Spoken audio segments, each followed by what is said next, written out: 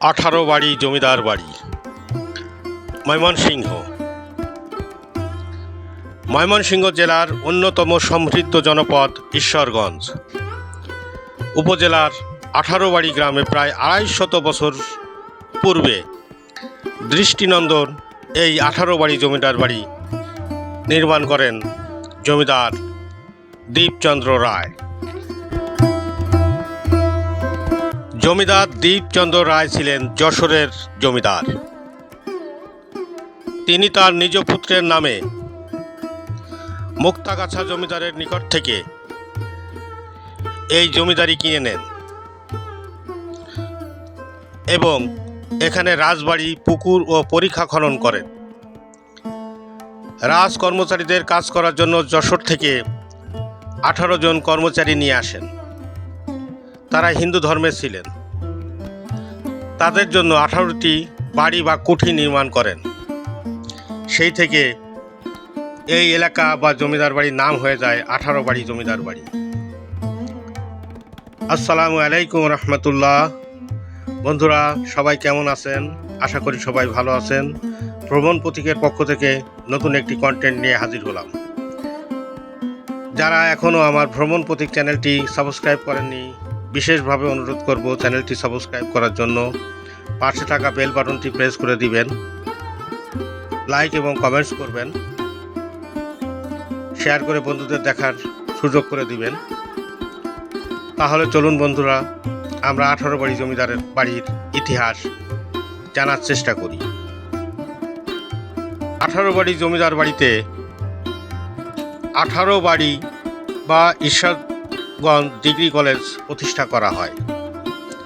কলেজের প্রধান ফটক দিয়ে ভিতরে ঢুকলে বিশাল খেলার মাঠ, জমিদার বাড়ির অন্দরমহল নজরে পড়বে। অন্দরমহল হতে আরও কিছুটা সামনে কলেজের ভিতরের দিকে আছে দরবার হল, কাছারি বাড়ি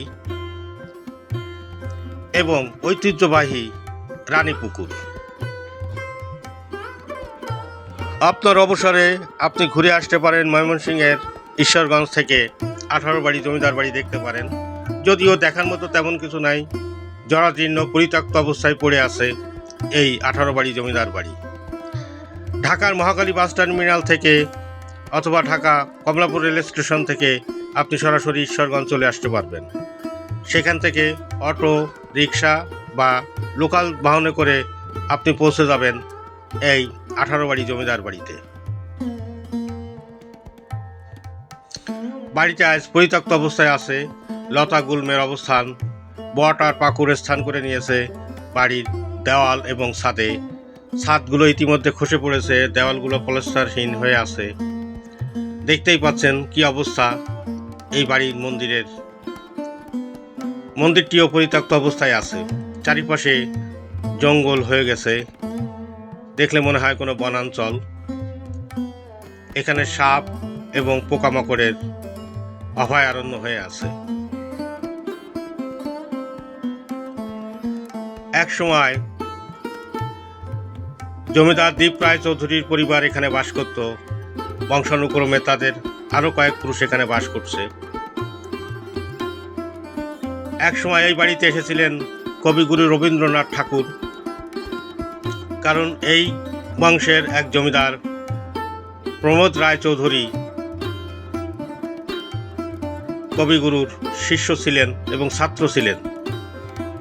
তিনি শান্তিনিকেতনে লেখাপড়া করছেন। তারই আমন্ত্রণে কবিগুরু এই বাড়িতে অতিথি হয়ে এসেছিলেন। জমিদার বাড়িটিতে ডিগ্রি কলেজ স্থাপন করা হয়েছিল। বাড়িটি পরিত্যক্ত হওয়ার জন্য এখন এখানে আর ক্লাস হয় না। পাশেই নতুন ভবন গড়ে উঠেছে ডিগ্রি কলেজের জন্য। তবু এখনও টিকে আছে এই জমিদার বাড়িটি। যারা প্রাচীন স্থাপনা, জমিদার বাড়ি, প্রাচীন মন্দির, মসজিদ দেখতে পছন্দ করেন, তাদের এটা অবশ্যই ভালো লাগবে। দেখতে থাকুন, উপভোগ করতে থাকুন। দেওয়ালে বট পাকুড়ের শিকড়ে আচ্ছাদিত, ছাদ নাই, ছাদগুলো ধসে পড়েছে। খিলান আকৃতির দরজাগুলো আছে, চৌকাঠ নাই, কাঠের পাল্লা নাই। দেখেন কি অবস্থা জমিদার বাড়ির। এটা জমিদার বাড়ির মূল প্রবেশদ্বার, লতা গুল্ম আর জঙ্গলে আচ্ছাদিত। ছোটখাটো একটা জঙ্গল হয়ে আছে এই জমিদার বাড়িটিতে।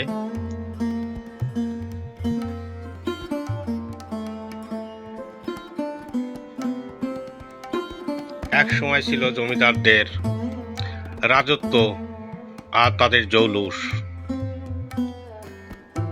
কিন্তু দেশ ভাগের পর এবং 1950 সালে জমিদারি প্রথা বিলুপ্ত হওয়ার পর হিন্দু জমিদাররা বেশিরভাগই বাংলাদেশ ছেড়ে ভারতে চলে যান এবং এই সকল সম্পত্তিগুলো পরিত্যক্ত অবস্থায় পড়ে আছে।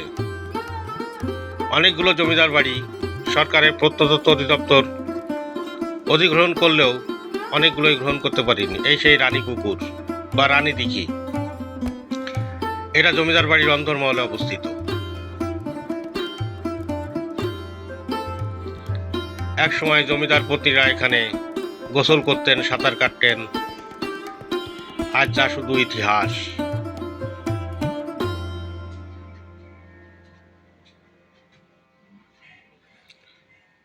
আঠারোবাড়ি জমিদার বাড়ির কাছারি বাড়ি। এখানে জমিদার বৈঠক করতেন, খাজনা আদায় করতেন এবং প্রজাদের সাথে কথা বলতেন। সামনে বিশাল মাঠ।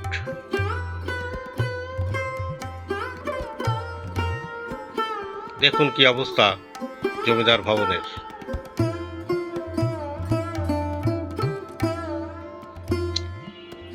কিছু কিছু ভবন এখনো দাঁড়িয়ে আছে, তবে সেই দাঁড়িয়ে থাকা মৃত কঙ্কালের মতো।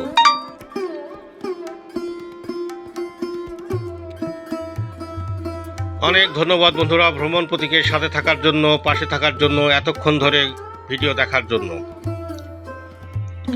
আবারও দেখা হবে নতুন কোনো ভিডিও নিয়ে, নতুন কোনো জমিদার বাড়ি বা প্রাচীন স্থাপনা নিয়ে। সে পর্যন্ত ভালো থাকবেন, সুস্থ থাকবেন, আমার জন্য দোয়া করবেন। ভ্রমণ প্রতীক প্রতি বৃহস্পতিবার বিকাল 3টায় ভিডিও আপলোড করে থাকে, তাই আপনার বেল বাটনটি প্রেস করে রাখবেন, নোটিফিকেশন চলে যাবে আপনার কাছে। দেখতে থাকুন। আমি আপনাদের থেকে বিদায় নিচ্ছি। আসসালামু আলাইকুম ওয়া রাহমাতুল্লাহি ওয়া বারাকাতুহু।